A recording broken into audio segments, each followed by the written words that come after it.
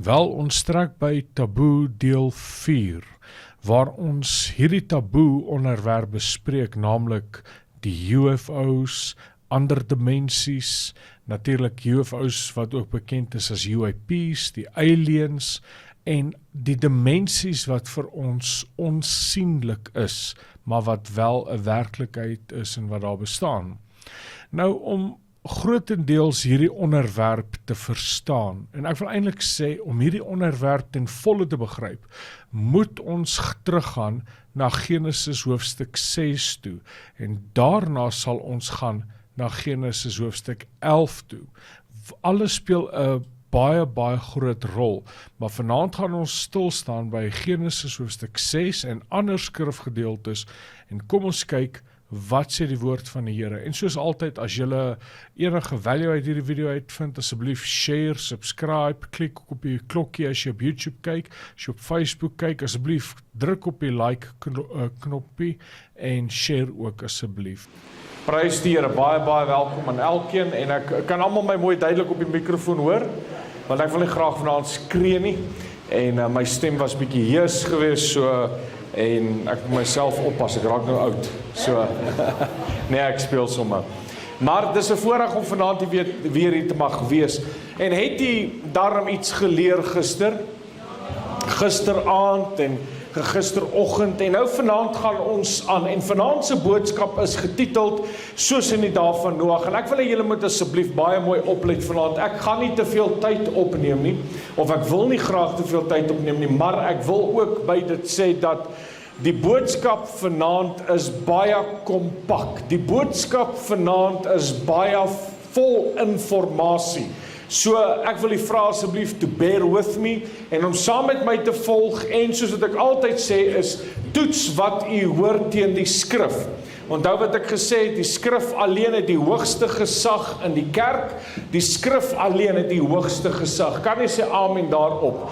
Nou, vanaand se boodskap is getiteld soos in die dae van Noag, en natuurlik ons skriflesing kom vanaand uit Matteus 24, daarvan af vers 37, en onthou die skrifgedeelte en wat Jesus gesê het, hy het gesê, en net soos die dae van Noag was, so sal ook die koms van die seun van die mens wees. En net soos dit gebeur het in die dae van Noag, so sal dit ook wees in die dae van die seun van die mens. Hulle het geëet en gedrink, hulle het getrou en is in huwelik gegee, tot op die dag dat Noag in die ark gegaan het en die sondvloed gekom het en almal vernietig het. Jesus sê dit sal wees voordat hy terugkeer, soos in die dae van Noag.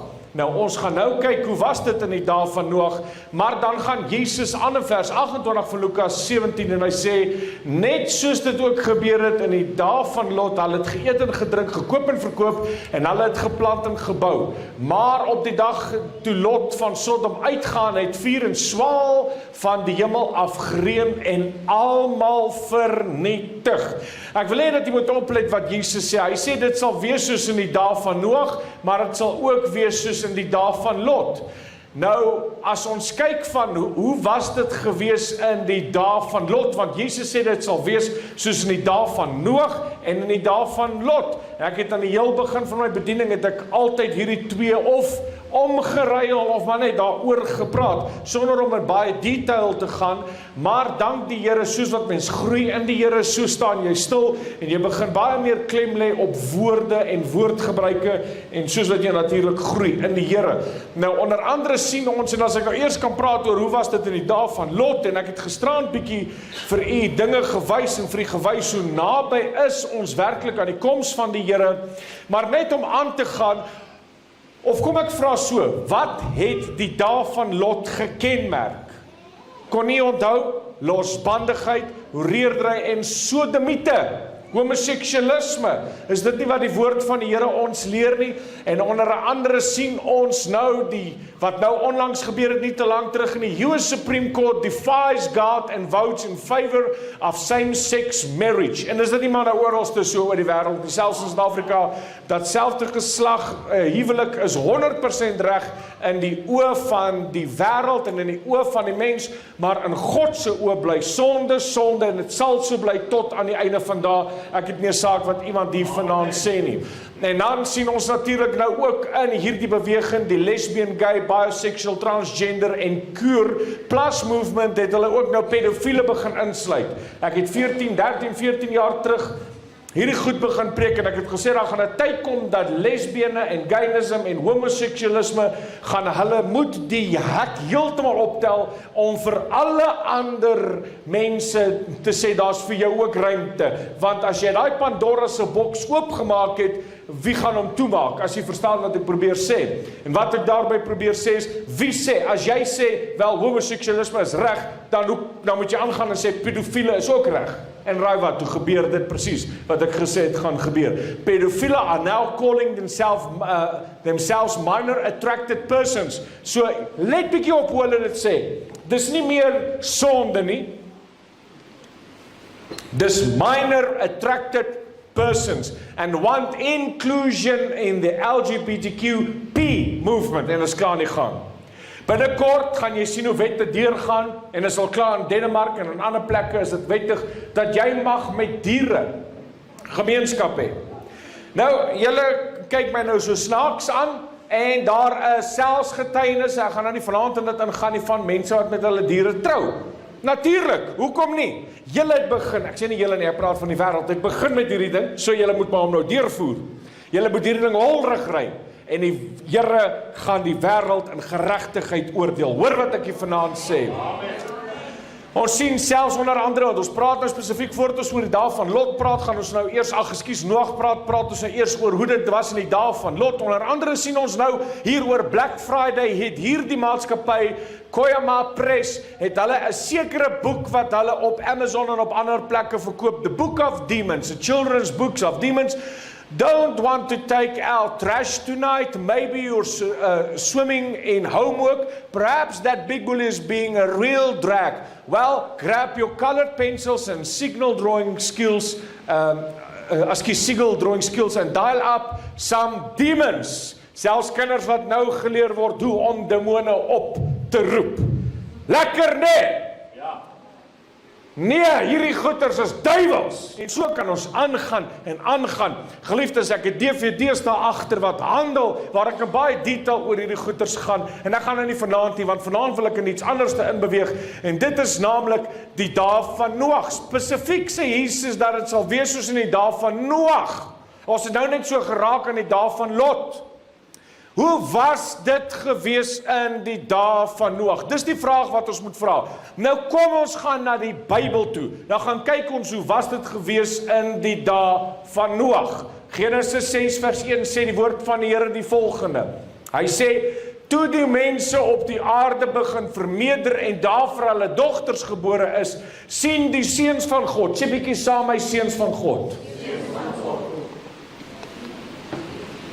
Sien die seuns van God dat die dogters van die mense mooi was en hulle het vir hulle as vrou geneem almal wat hulle verkies het. Toe sê die Here, my gees sal nie vir ewig in die mens heers nie, omdat hy ook vlees is, maar sy dae sal wees 120 jaar. Met ander woorde, die seuns van God het gesien dat die mense mooi was, die vroue mooi was, en hulle het afgekom en vir hulle vroue geneem, almal wie hulle gekies het. En die Here het gesê, nou sal my gees nie meer ewig by die mens wees nie, en sy dae sal net 120 jaar wees. Met ander woorde, 120 jaar tydperk wat oor is, en dan gaan daar 'n oordeel kom. Vers 4 sê die volgende, en ons is nog steeds op die vraag, hoe was dit gewees in die dae van Noag? In die dae, hoor nou wat sê jou Bybel in Genesis 6 vers 4, in die dae was die reuse, almal sê bietjie saam met my reuse. Is julle aandag met my? Amen. In die dae was die reuse op die aarde. En ook daarna, hoor mooi wat hy sê, in hierdie dae was daar reuse op die aarde, en ook daarna, toe die seuns van God by die dogters van die mense ingegaan, en die vir hulle kinders gebaar het. Ok, so wat gaan hier aan? Maar net voordat ons ingaan om dit te verduidelik, sê die woord van die Here verder, dat hierdie kinders wat gebaar is deur hierdie dogters, dit is die geweldiges uit die ou tyd, die manne van naam. So hierdie kinders wat gebore is, was manne van naam gewees. Nou sê die woord van die Here in vers 5, toe die Here sien dat die boosheid van die mens op die aarde groot was, en al die versinsels wat hy in sy hart bedink, altyd weer net sleg was, het dit die Here berou dat hy mense op die aarde gemaak het, en daar was smart in sy hart. En die Here sê, ek sal die mens wat ek geskaap het, hoor nou baie mooi, ek sal die mens wat ek geskaap het, van die aarde verdelg.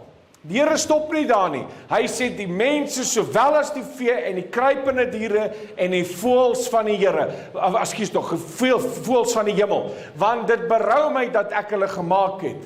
Maar Noag het genade gevind in die oë van die Here. Dit is die geskiedenis van Noag. Hy was 'n regverdige en opregte man onder sy tydsgenote. Noag het met God gewandel. En Noag het 3 seuns gehad en so aan. En dan sê die woord van die Here verder, maar die aarde was verdowwe voor die aangesig van God en die aarde was vol geweld. Nou, om vir u te vertel wat hier gebeur het, is daar die seuns van God, Benai Elohim.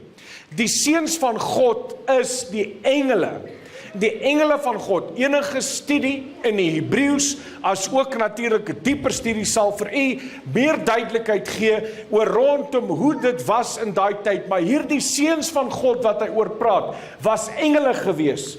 En daar is, en ek gaan nou by dit uitkom, so ek wil nie nou dit dadelik sê nie, gee my kans dat ek by dit uitkom. Die woord van die Here leer vir ons dat daar was engele gewees, en hierdie engele het gesien dat die dogters baie mooi was, en hulle het hulle hemelse tuiste verlaat, afgekom aarde toe, en vir hulle vroue geneem, en met die vroue getrou, met hulle gemeenskap gehad, en daar is 'n sekere geslag gebore uit hierdie vroue uit. Daar's 'n sekere geslag gebore, en die Bybel noem hulle natuurlik, hoor wat sê hy?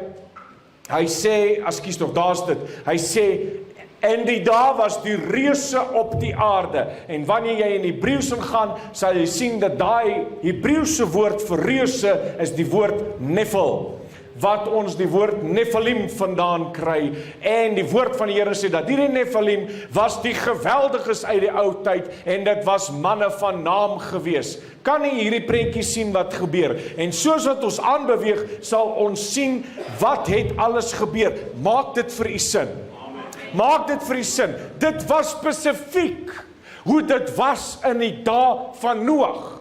Want die dae van Noag en die dae van Lot, as ons sê dit was altyd net sonde gewees, wel dit was nog altyd net sonde gewees, van die begin van die mens af, na Adam en Eva se val. Maar dit wat die dae van Noag kenmerk, was die engele, wat met die dogters van die mens kom gemeenskap gehad het, sê jou Bybel, en daar is reuse gebore, hulle was manne van naam, hulle was vol geweld, en hulle was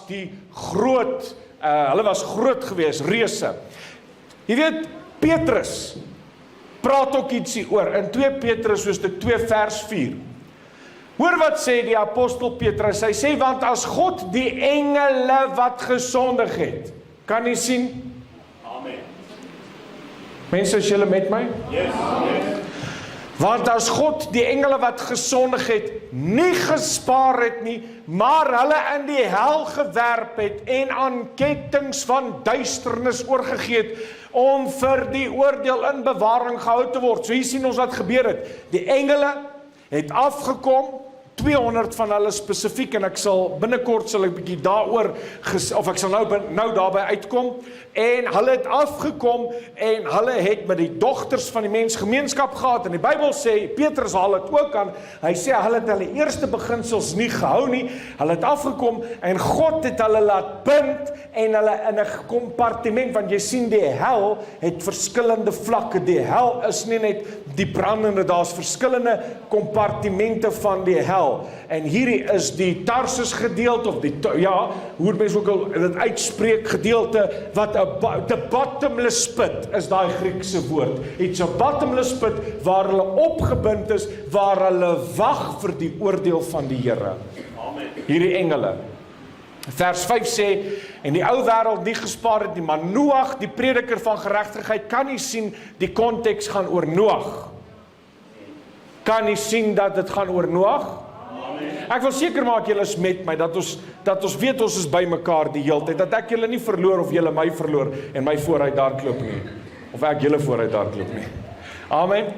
Judas, selfs Judas, die halwe broer van Jesus, haal dit aan in sy brief in Judas 1 vers 6, en hy sê, en die engele wat hulle eie beginsels nie bewaar het nie, maar hulle eie woning verlaat het, het hy vir die oordeel van die groot dag met ewige boeye onder die duisternis bewaar. Om te dink soos wat ons hier is daar engele, wat hulle eerste beginsels verlaat het, en met vrouens gemeenskap gehad het, en die woord van die Here sê, dat die Here die engele laat bind, en hulle is in bewaring onder die aarde, in 'n baie diep, 'n bottomless kompartement, wat hulle waar hulle daar gehou word, en wag vir die oordeel van die Here.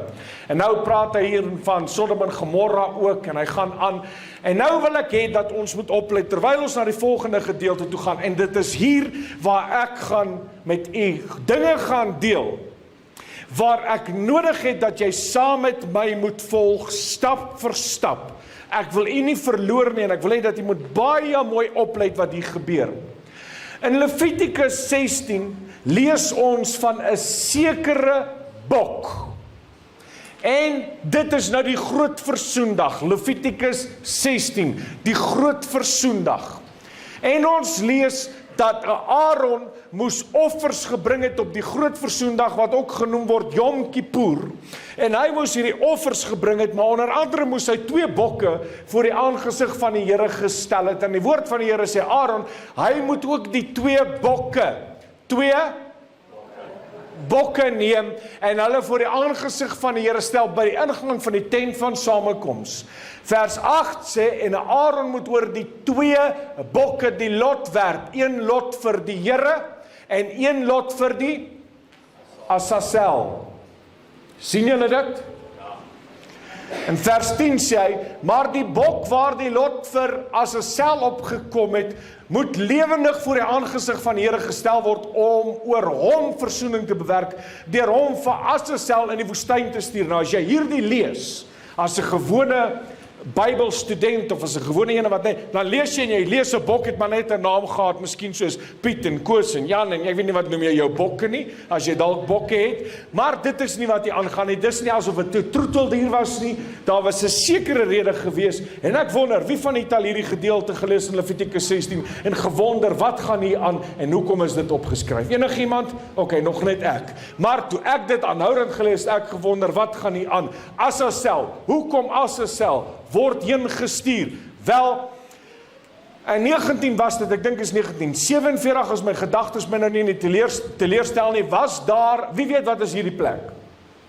Ok, en julle wil vir my sê, julle nog by Azazel, was julle een voor my, maar julle weet nie wat is hierdie plek nie. Kom nou, wat is hierdie plek?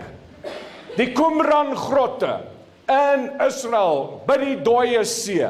Ok, en 19, ek dink dit was 47, het daar 'n jong skaapwagter seun gegaan, en hy het 'n klip gegooi in hierdie grot, en hy het gehoor hoe glas breek, en toe hy die grot binne gaan, het hy gesien dat daar 'n sekere scrolls daar, en toe hulle begin ondersoek instel, en begin opgrawings doen het, en sovoorts, het hulle agtergekom, en hulle het gesien, dat dit is fragmente en scrolls van die Bybel, wat gevind is, en baie, of kom ons sê ons Bybel wat ons het vandag, word ook bevestig as akkuraat. Dit is 'n klap in die gesig van hulle wat sê, dat God se woord is nie die waarheid nie, God se woord het al soveel keer verander en so aan. Nee, dit wat hier gevind is, bewys net weer eens, dat God se woord is die waarheid, en is nog altyd deur. Maar onder andere, in hierdie selfde waar die boeke van die Bybel, baie van die scrolls gevind is daar ook 2 ander scrolls gekry.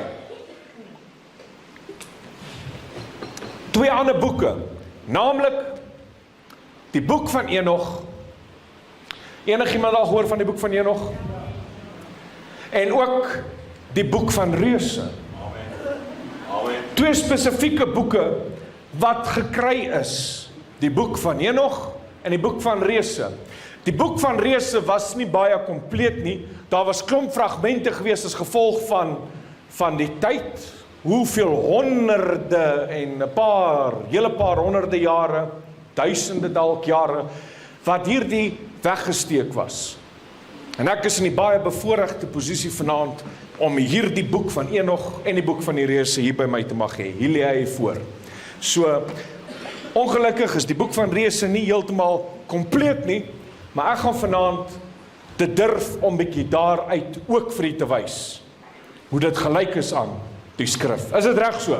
Amen. Is julle met my? Amen. As julle wil huis toe gaan, sê net ouch! Judas 1 vers 4 sê die volgende, en Henog, dit is in jou Bybel, en dan kom ek sê net dit, die boek van Henog en die boek van Reëse. Spesifiek, as ek verwys, ek gaan baie verwys na die boek van Henog, ek sien dit nie as deel van die heilige woord van God nie. Ek sien dit nie so nie, so ek hanteer dit ook nie so nie. Maar alle studente van die Bybel en skoliere en veral die eskatologie predikers en studente het respek vir hierdie boek, omdat dit as gevolg van sy grammatisie en as gevolg van sy geskiedenis is hy baie, baie ryk. Nou toe hulle gekies het oor wat se boek hulle in die Bybel gaan sit, ek dink by die Council of Laodicea het hulle gekies om heeltemal die boek van Henog uit die Bybel uit heeltemal te haal. Dit was by die Council van Laodicea, vergewe my, ek hardloop nou maar so deur my gedagtes, maar kom ons gaan net aan. So as ek na die boek van Henog verwys, dan is dit nie dat ek sê dit is gelyk aan die skrif nie, ek verwys net daarna as gevolg van sy geskiedenis, sy grammatisie en so voorts. Halleluja. Judas 1:14 sê vir ons, en Henog, die 7de van Adam af, het ook teen hulle geprofeteer en gesê, kyk, die Here het gekom met sy heilige 10.000 talle. Wel, waar kom hierdie gedeelte vandaan? Dit kom uit die boek van Henog uit, hoofstuk 1 vers 9. Quoteer Judas, wat in die skrif is, direk uit Henog uit. 1 vers 6 van Judas, en die engele wat hulle eie beginsel nie bewaar het nie, maar hulle eie woning verlaat het, het hy vir die oordeel van die groot dag met ewige boeye onder die duisternis bewaar. Henog hoofstuk 6 vers 6, en ek quoteer ons spesifiek, ek wil nie in my Afrikaans vertaal het nie, ek haal hom net so uit, soos wat hy is, dat daar geen verwarring is van my kant, dat ek nie 'n fout daar maak nie, sê vers 6, and they were in all 200, praat van die engele, omdat die boek van Henog gaan in baie detail oor wat gebeur het, wat Judas oor praat, en wat Petrus oor praat, en wat Genesis oor verduidelik, gaan in baie detail, en hy sê, and they were all in 200, who descended in the days of Jared. Wie's Jared? Dis hoekom jy Genesis hoofstuk 5 moet lees.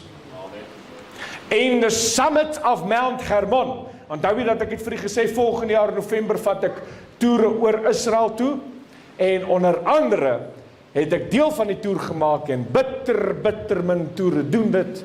Ek weet nie van ander toere wat dit doen nie, maar ek gaan spesifiek na sekere plekke toe. Hoekom? Om na hierdie spesifieke bergreeks te gaan kyk. Nou, die vraag is daar enige verwysing in die Bybel van hierdie Nephilim? Onthou, ons praat oor soos dit was in die dae van Noag, sal dit weer wees. Jy sê, wat het dit te doen met nou? Hey, maak vas jou safety belt. Ons kom by dit uit. Ek weet nie of ek vanaand by alles gaan uitkom nie. Ek dink ek moet hierdie sessie opbreek in 2, maar kom ons gaan aan. Is daar enige verwysing in die Bybel na hierdie Nephilim? Wel, kom ons lees in Numeri 13 vers 23. Die woord van die Here sê, daarop, nou onthou nou, dis toe hulle in Egipte, hierdie was in Jordanië spesifiek gewees, en volgende jaar, Februarie, gaan ons as Here wil Jordanië toe, miskien ook met 'n toer en so aan, maar was die Israeliete daar gewees, en Moses het hulle ingestuur om die land te gaan verken, onthou julle. En die woord van die Here sê, daarop het hulle tot by die dal Eskol gekom, en daar 'n rank met 1 tros druiwe afgesny. En 2 het dit aan 'n draagstok gedra. Ok, wie van julle het al 'n tros druiwe gesien? Hoe groot is hy? So groot soos my hand, nee. Hierdie ouens moes hierdie trosdrywe afsny en 2 ouens moes 1 trosdrywe dra. En hulle het hom vertelling gesê, dis nou toe hulle terugkom, toe praat hulle met Moses, en toe sê hulle, ons het gekom in die land waarheen U ons gestuur het, en waarlik, dit loop oor van melk en honing, en dit is sy vrugte, en hulle wys vir hom die vrugte. 28 sê, maar die volk, hoor nou begin hulle murmureer, en onthou jy hoekom die Here hulle gestraf het? Hier kom dit. Maar die volk wat in die land woon is sterk, en die stede is versterk, en baie groot, en ons het daar ook die kinders van die Enakite, sê bietjie Enakite, die Enakite gesien. So het hulle dan slegte gerugte onder die kinders van Israel versprei oor die land wat hulle verken het, deur te sê, die land wat ons deurgetrek het om het te verken, is 'n land wat sy inwoners verteer. Stop hier, hierdie is na die vloed. Ons lees van die Nephilim, en die vloed het gekom en die aarde is skoon gemaak, hierdie is na die vloed, en ons lees van hierdie Enakite wat in die land was, en hulle het hulle inwoners verteer, en hulle het so groot vrugte gehad, dat hulle 'n draagstok nodig gehad om die vrugte te dra, en die Bybel sê, dat hulle is groot manne gewees. Nou sê hy hier in vers 23, ons het daar ook die reuse gesien, die Hebreëse woord vir die reuse is die Nephil, die Nephilim. Verloor ek julle? Is julle nog met my? Verveel hierdie goed julle. Ons het daar ook die reuse gesien, Nephil, die kinders van Enak, wat van die reus afkomstig. En hoor nou wat sê hy, hulle, en ons was so sprinkane in ons oë. Hy sê, en ons was so sprinkane in ons eie oë. So was ons ook in hulle oë. En hulle sê, ons was so sprinkane in ons oë en in hulle oë. Met ander woorde, ons was so klein gewees. Hulle was baie groot. Wie van julle het al 'n sprinkaan in julle lewe gesien? OK, hy sê baie groot nie, né? Die dag as jy so groot Labrador sprinkaan kry, bel my. Want dan leef julle 10-1 tussen die Nephilims. Maar OK nie, hulle is so klein. OK, en hulle sê ons lyk so sprinkaan in ons oë en ook in hulle oë. Hulle is baie groot. Waar lees ons nog van hierdie reuse? Ons lees van hulle in Deuteronomium 3 vers 11. Die woord van die Here sê, want Og, die koning van Basan, volgende jaar as julle saam met ons kom, November maand na Israel toe, vat ons julle na die Basan toe, waar koning Og geleef het. Want Og, die koning van Basan, het net alleen oorgebly van die Refaite. Jy sien, daar was verskillende, dit was die Enakite, die Refaite, en ook die Jebusiete, en ons gaan later by dit uitkom, van die Refaite, is sy ledekante, ysterledekant, nie daar in Rabba van die kinders van Ammon nie. Ammon is in Jordanië, en hy sê, 9 elle sy lengte en 4 el sy breedte, gewone elle, dis 5 meter by 1,8 meter. Koning Og se bed was 5 meter lank. 1, 2, 3, 4, 5. Dis 'n meneer. OK, by 1,8. Dit was 'n vet meneer. Nie waar nie? OK, nou hierdie bed was nou nie regtig sy bed nie. Ek probeer dit maar net daar insit. En toe die kinders van Israel vanoggend sien, toe hardloop hulle weg. En hy was maar 'n dinkie toy teenoor hoe hulle regtig gelyk het. OK? 2 Samuel hoofstuk 21. Jy sien, ons lees die Bybel, maar ons lees nie die Bybel nie. Leer julle vanaand iets? 2 Samuel 21:16. En Jesbi Benob, wat uit die kinders van die Refaite, sien jy, daar's hulle weer. Kom ek stop daar en sê die volgende. Onthou julle, toe die Here vir Joshua die beloofde land ingestuur het, en hierdie is een van die argumente wat die ongelowiges so vinnig aangryp. Onthou jy toe, ek hou nou van hierdie kans, ek het nou begin vrymoedigheid kry, om hier te loop. Toe die Here vir Joshua in die beloofde land instuur, toe sê hy, julle maak almal dood met die swaard. Klein, groot, jonk, oud, donkie, perd, maak almal dood. Die babas, die ou mense, Nou sê die ongelowiges of mense wat nie verstaan nie, hoe kan 'n liefdevolle God dit doen, dat hulle die hele land moes dood? Wel, die hele land was toe nie heeltemal mens nie. Hulle was hybrids gewees. Die mengsel tussen mens en engele. Hulle was afstammelinge van die Nephilim. Maak dit nou sin? 2 Samuel hoofstuk 21 vers 16. En Jespi-Benob wat uit die kinders van die Refaite was, hoor nou wat sê die woord, die gewig van sy spies was 300 sikkel silwer koper in gewig, en hy was omgord met 'n nuwe swaard, het gedink om Dawid te verslaan. Ok, hierdie spies was byna 10 kilogram swaar gewees. Een spies.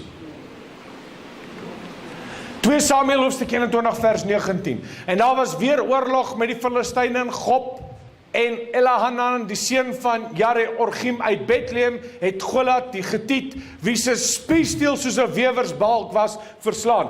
Ek moes gaan kyk wat is 'n wewersbalk, want ons lewe in 'n era waar daar nie meer juist wewers wat weef goed gebruik word nie. Ok, toe moes ek maar gaan kyk wat is 'n wewersbalk. Wel, dit was iets soos dit gewees. Nou vra ek vir jou, sal jy met hom gemaklik kan veg met so 'n spies? Kan jy sien dat hier was ander mense in hierdie land gewees? 2 Samuel 21:20, en daar was weer oorlog in Gat, en daar was 'n baie lang man met 6 vingers aan elke hand en 6 tone aan elke voet, 24 in getal, en hy was ook afstammelinge van die Refaite. Hy was 'n Nephilim gewees. Maak dit sin? Nou is die vraag, is daar enige argeologiese bewyse van die Nephilim? Ons het nou gekyk na die Bybel, daar's baie meer waar ons kan gaan, maar is daar enige argeologiese bewyse dat daar eens reuse op die aarde was?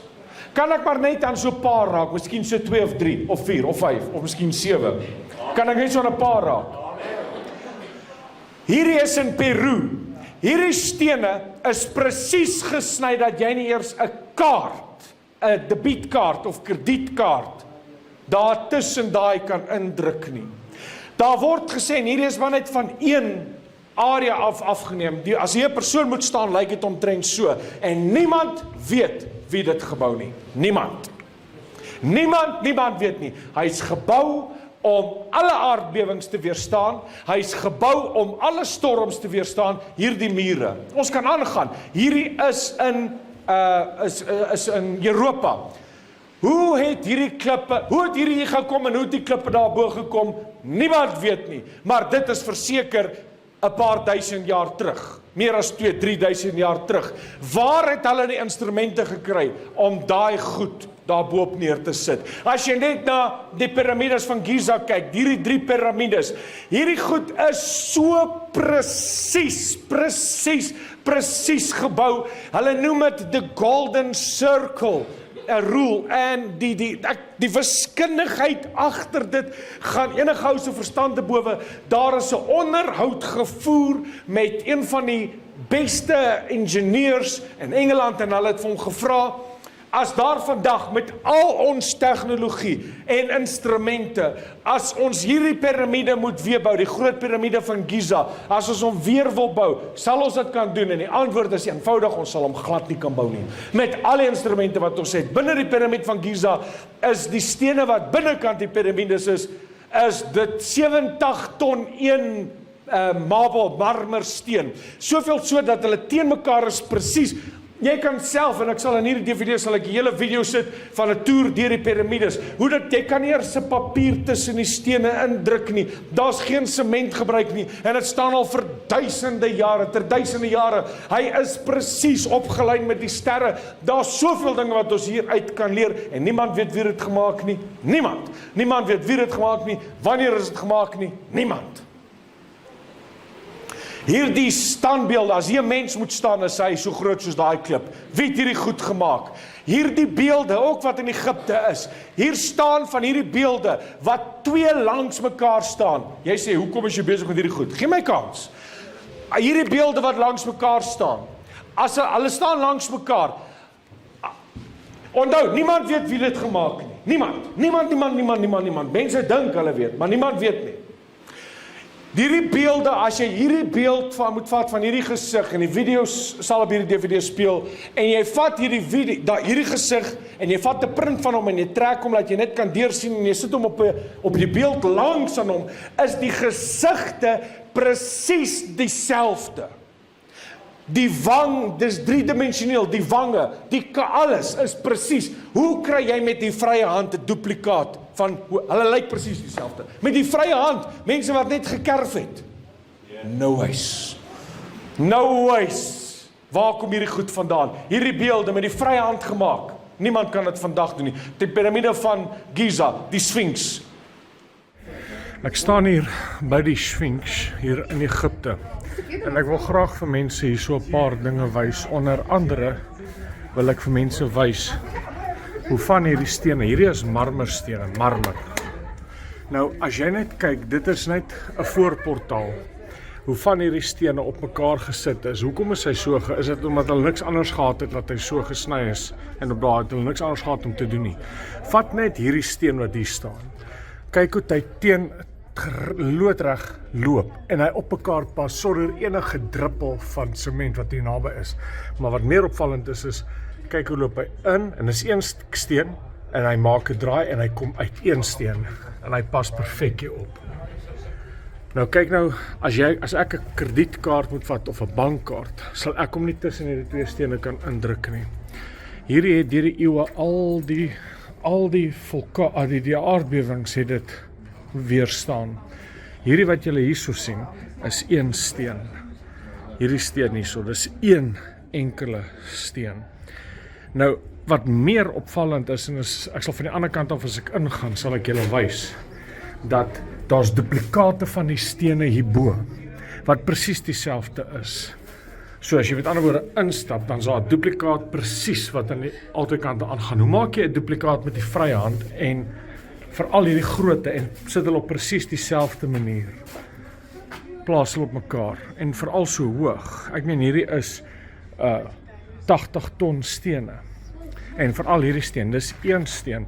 Hulle is jy so gebou, soos in Peru.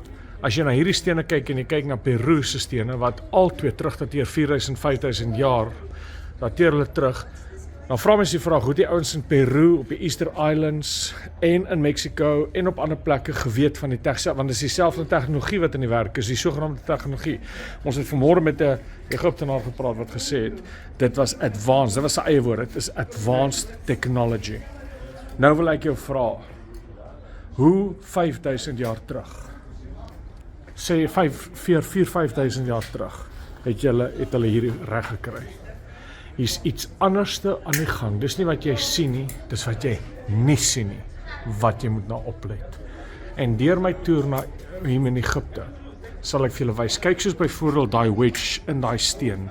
Hy loop reguit, sonder waar jy 'n kaart kan indruk, loop hy net 'n bietjie op en dan skuif hy oor en dan loop hy aan die ander kant toe, heeltemal aan die ander kant. En dan sit weer een steen. Die vraag is hoekom? Hoekom so?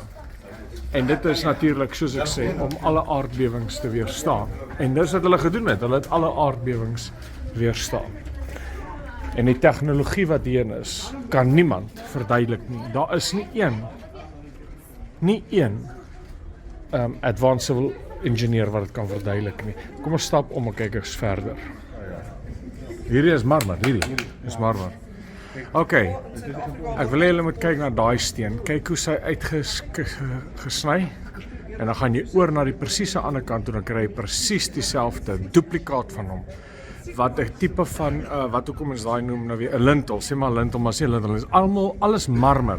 Die vraag wat jy vra is, as mens hier kom, is hierdie steen, wat skat jy weer daai steen, né? As jy's in konstruksie, wat weer, kyk, daar loop 'n vrou verby, en hy's van daai kant tot daar. Wat weeg daai steen in daai breedte, want dis die breedte van daai Maklik 50-60 ton, as dit nie meer is nie, okay? Want dis wat ek binnekant die piramides gesien het. Nou is die vraag, okay, dis een ding om hom, dis al klaar 5000 jaar terug, hoe maak jy hom? Nommer 1, nommer 2 is, hoe kry jy 'n ouetjie bo op hom?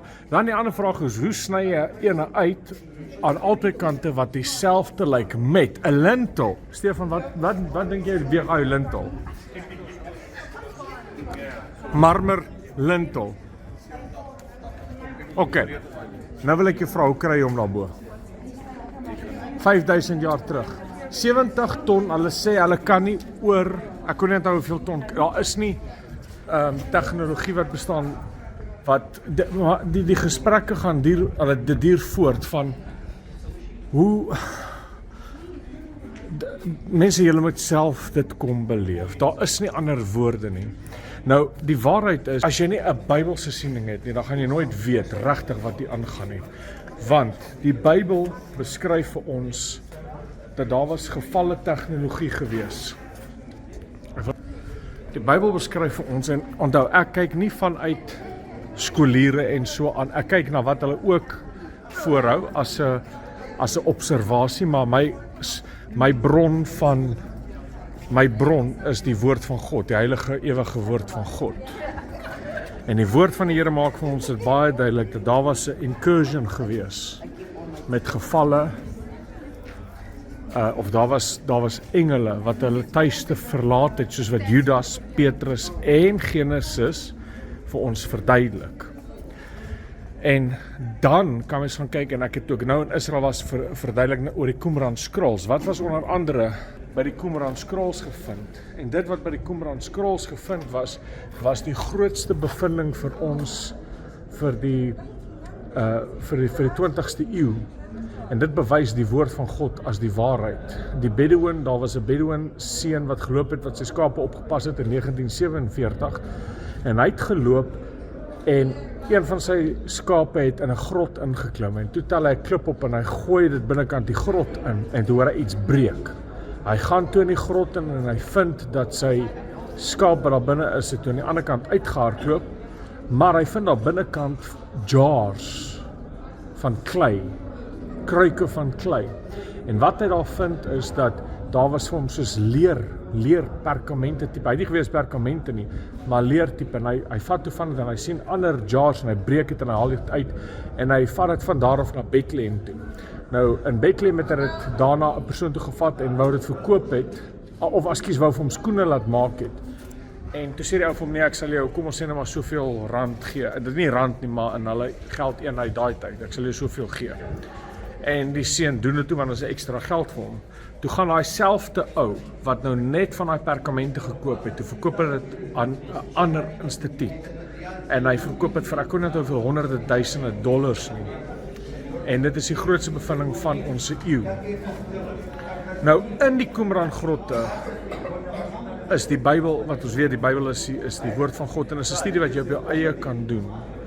Maar wat ons ook daarin gekry het, of wat die mense daarin gekry het, skoliere daarin gekry het, was die perkamente en onder andere die kopperskrol wat in Jordanië Rale Museum gehou word, wat iets anders is, ek het al oor gepreek, die kopperskrol, en dan ook onder andere die boek van 1 Enoch en die boek van die reëse, wat ek al na verwys het. Nou gebruik ek dit as 'n vorm van inspirasie? Nee, ek respekteer die grammatisie en die geskiedkundige ensovoorts, en dan as jy na dit kyk, dan kan jy bietjie begin 'n beter perspektief kry rondom wat werklik gebeur het in Genesis 6. En geliefdes, daar was there was an incursion that took place. Gevalle tegnologie en die woord van die Here beskryf dit vir ons in groot detail, dat there was men born, men of renown, dit was wat gebore was.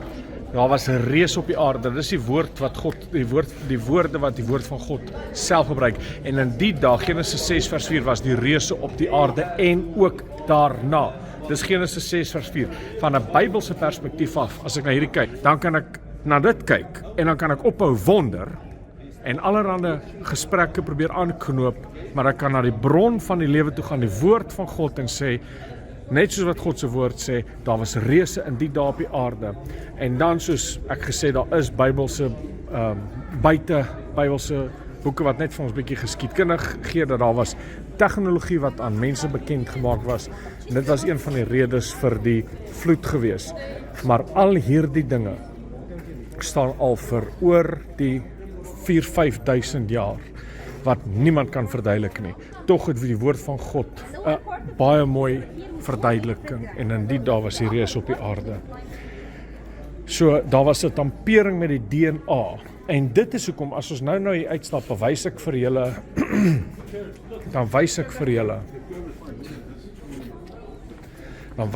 julle is hulle op daai kant toe. Dan wys ek vir julle wat gebeur het, of wat die afgode wat hier buite staan. Ek let nou iets hier op en ek wil julle moet daarna kyk. Sien julle hierdie steen? Ek kom vir die eerste keer in my lewe hierdie steen en dan het hy 'n wedge daar. Aan die ander kant presies dieselfde. Hoekom? En hoe het hulle hierdie tegnologie reg gekry? Die antwoord is natuurlik hoekom dit so gemaak is sodat dit alle aardbewings kan weerstaan. Net soos die geboue in Peru, die stene wat daar gelê is, om aardbewings te kan weerstaan. Ons het nou ongelukkig in Turkye 'n groot aardbewing gesien gebeur en wat was die gevolge? 'n Katastrofiese ding wat plaasgevind het. Hierdie weerstaan alle aardbewings al vandat dit gebou is. Jy sien daar was kennis bekend gemaak aan mense. En aan die reuse se nageslagte. Nou die woord daar wat gebruik word vir die reus in Hebreëus is die Nephilim en julle sal baie keer hoor ek praat oor die Nephilim.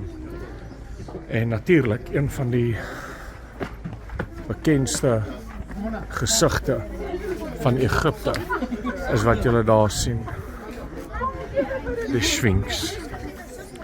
Net so 'n kort verhaal oor die Sphinx is dat hy was onder sand vir 'n hele paar duisend jaar gewees. Net 'n gedeelte van sy kop het uitgesteek. En 'n Bedouin het die onder die Sphinx se kop aan die slaap geraak. Die gedeelte wat uitgesteek het waar daar 'n bietjie skaduwee was, te kry 'n droom. Waar die Sphinx blykbaar met hom in die droom gepraat het en ons weet dis demonies. Toe sê as jy my oopgrou sal ek jou baie rykdom gee en hy het dit te begin doen. En hy het die Sphinx oopgegrou. Napoleon Bonaparte het op hierdie selfde Sphinx gekyk. En ja, die vraag is waar kom dit vandaan? Hoe is dit moontlik? En niemand het die antwoord nie. Hoekom half mens? Is net sy neus is missing. Hoekom half mens en half dier, die van 'n leeu? Geliefdes, die waarheid, jy sal dit nooit verstaan as jy nie die woord van God verstaan nie. Skoliere en mense in vandag se lewe kan hiernatoe kom en allerhande redes aanknoop hoekom dit so is en probeer verduidelikings gee, maar as jy nie God se woord as die basis het van inspirasie nie, dan verloor jy alles. Daar was 'n tampering gewees van die DNA strand van mens en gevalle engele. Sê ek dit? Nee, die woord van die Here sê vir ons dit. Genesis vers 4. En vir hulle was kinders gebore. Die manne van die oudtyds, the men of renown. And they were giants in the earth in those days. En raai wat sien ons vandag gebeur? Voordat ek dit sê, kom ek sê net dit. Onthou julle, Jesus het gesê, dit sal wees soos in die dae van Noag, wanneer die seun van die mens terugkeer. Nou, hoe was die dae van Noag? Die tampering met die DNA strand. Hoekom sien ons vandag weer 'n tampering met die DNA strand? Soos die designer babies en ek sal laat. Kyk byvoorbeeld na hierdie standbeeld. Hier is 'n gesig van 'n farao en langs hom staan ook 'n farao. En hulle het 'n foto geneem en al twee die foto's oor mekaar getrek en die een bietjie transparant gemaak en hulle match 100%, 3-dimensioneel, 2-dimensioneel match hulle 100%. Nou hoe is dit moontlik om met die vrye hand 'n 5000 jaar oue civilization wat met stene blykbaar gekap het, dit presies reg te kry en al die wiskundige formules in ag te neem, soos byvoorbeeld pi en die Fibonacci kode en natuurlik die golden number. Dit is alles wat ons vandag sal sê is onmoontlik. Hierdie kan nie met die vrye hand gemaak gewees nie. Hierdie was gemaak gewees deur tegnologie, deur masjinerie of een of ander vorm van tegnologie wat vir ons nie bekend is vandag nie. Ek nou, soos julle kan sien, ons is hier by die ingang van die groot piramides in. En hier stap ons binnekant op pad. Ja, ek bou oor my kop, ek is so lank. Oei. Okay.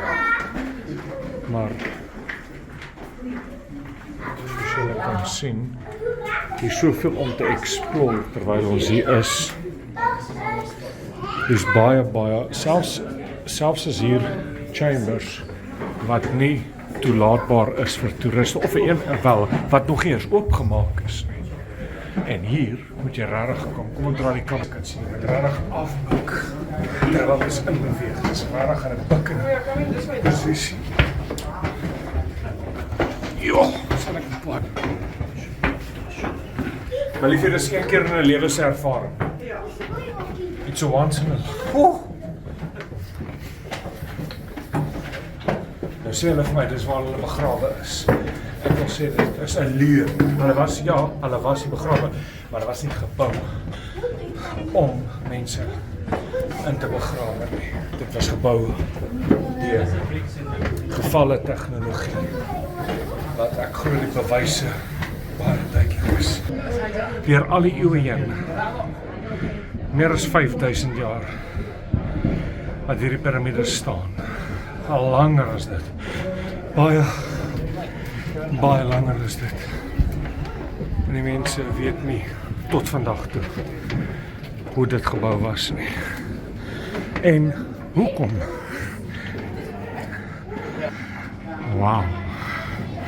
Hoe het hulle hierdie gedoen? 80 blokke, 80 ton blokke, nie 80 blokke, nie 80 ton se blokke. Wat so mooi is, kyk hierso. Jy kan eers 'n kredietkaart tussen hom insluit nie. Geen sement was gebruik nie. Kyk hierso. Nearly there. Good job. Oh, we've made it so far. Maar lief is dit. Verskriklik baie warm. En dis winter. Dis nie iets wat jy in die somer wil doen nie. My vlees is nat gesweet.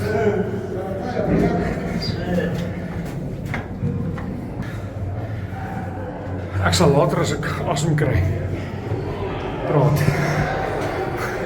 oor die tegnologie.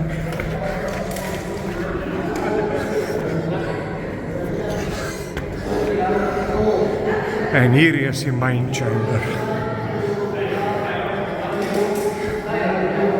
140 ton se marmer. Okay. Hierdie is so op mekaar presies. Jy kan nie 'n kredietkaart tussenin skuif nie. En kyk hoe hierdie stene op mekaar gelê is.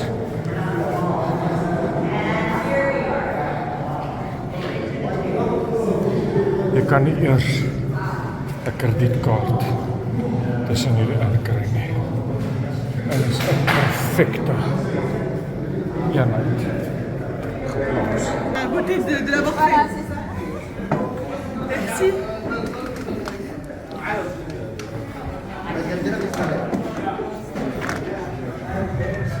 Kyk die perfektheid van hierdie stene se saai.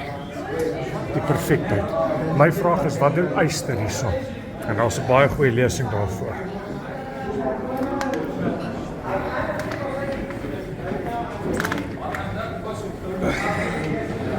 Our South Africans is a little bit more than flesh and bone.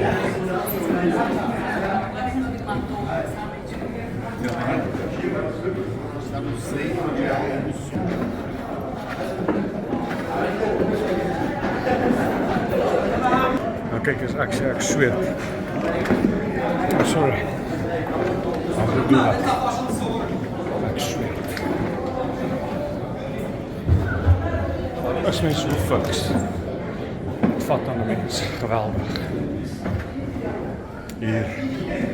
En die piramide van Giza.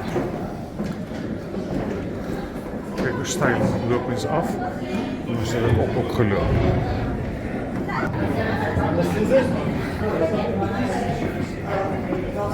Thank you. Wat kan jy vir die mense sê? Ek weet nie op die oomblik nie. Ag, what can you say to the people? Come and see. Dis 'n ervaring.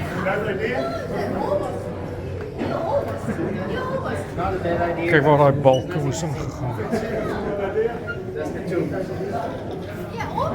Dis een van die groot wonders van die wêreld. En jy moet dit vir jouself sien. Mens sien dit almal in gemeen het as hulle opklim. Almal is uit asemheid. Is dit hier voor? Behalwe die Egiptenaars. Verder, die res van ons. Is pap so knap geskoon. Didn't know it will be that.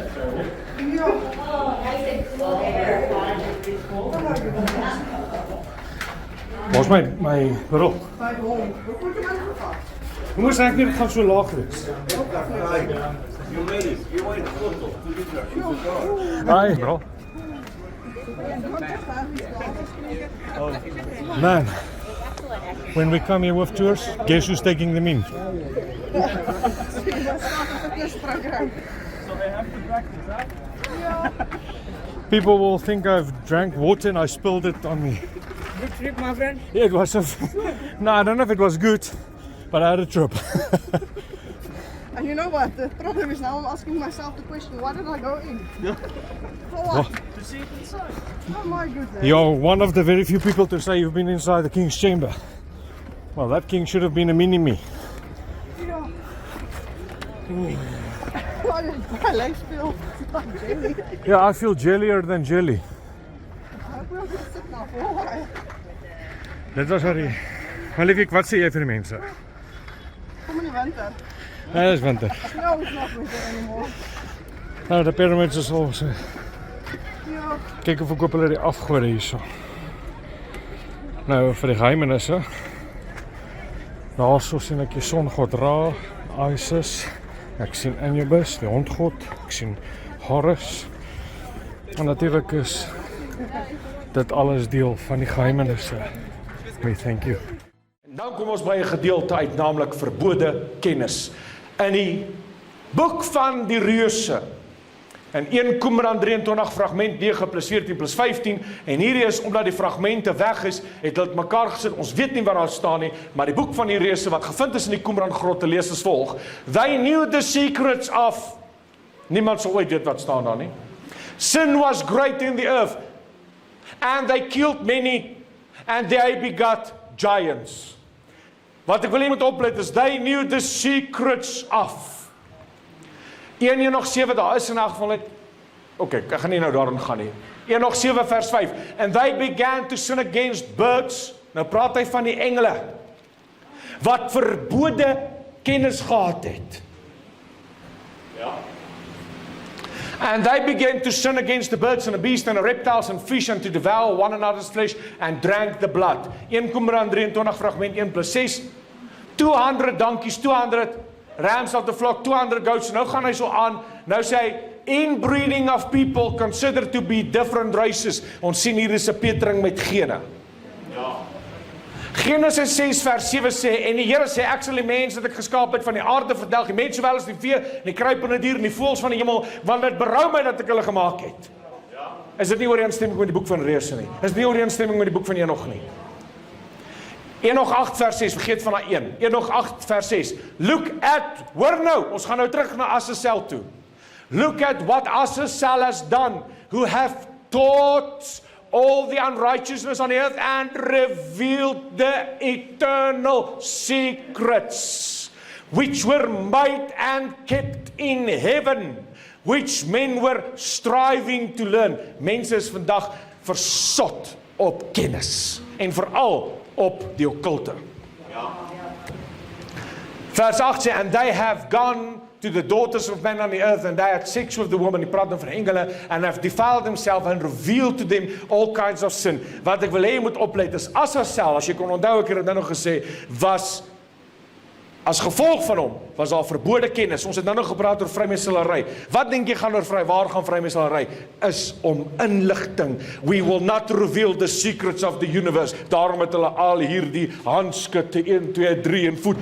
Verstaan jy? Het gaan alles oor geheim. Is dit nie waar nie? En ons sien dat hierdie engele taught unrighteousness and revealed eternal secrets.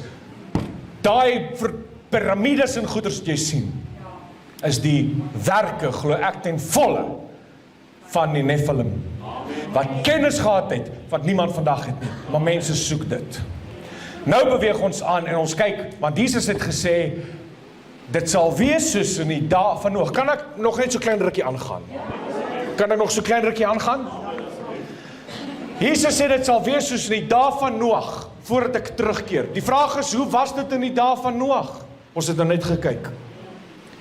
Daar was 'n petering met diegene. Kom ons kyk wat gaan vandag aan. Daar is 'n beweging aan die gang met die naam van transhumanism. En jy kan na Wikipedia gaan kyk. Transhumanism is nou kan jy gaan kyk, is 'n relatiewe onlangse vorm van spekulatiewe filosofie wat poog om die natuurgestelde grense van die menslike bestaan deur te breek. Die aanhangers van hierdie filosofie noem hulle self transhumanisme en beweer dat die mens hom haarself bevind in die postmodern, post-Darwin tydperk en sy evolusie nou in sy eie hande kan neem. Transhumaniste onderskryf vir die algemeen die standpunte van die tradisionele humanisme wat beoog wel om tot die uiterste grense van die mens te verken. Om dit oor te steek. En hoe moet hulle dit regkry? Deur rekenaars en sagte ware en so voort. Onthou wat die Here Jesus gesê het, dit sal wees soos in die dae van Noag wanneer hy terugkeer.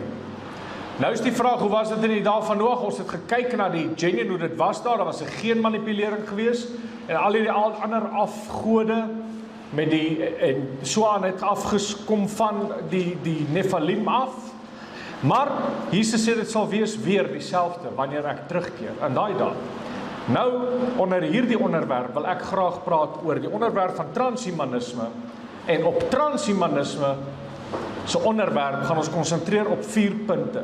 Robotins, AI of KI, kunsmatige intelligensie, artificial intelligence, of anders bekend as die 4de industriële revolusie, nanotechnologie en geen redigering.